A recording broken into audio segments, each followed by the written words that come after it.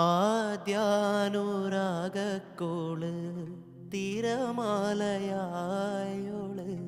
കരയെ കരയാതണയിക്കുന്നൊരാള്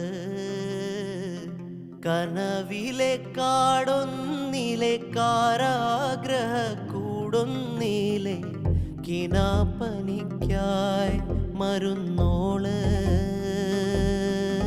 കൊതി കാരമുള്ളായി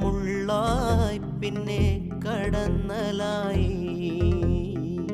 വിധി വേറെയൊന്നായി പിന്നെ കടച്ചിലായി ആവേശം കൊള്ളുന്ന മോഹികളെ ആവോളം നൊന്തുള്ള മാനസരെ കൊണ്ടുപോവാനായുള്ളൊരു വാഹനമേ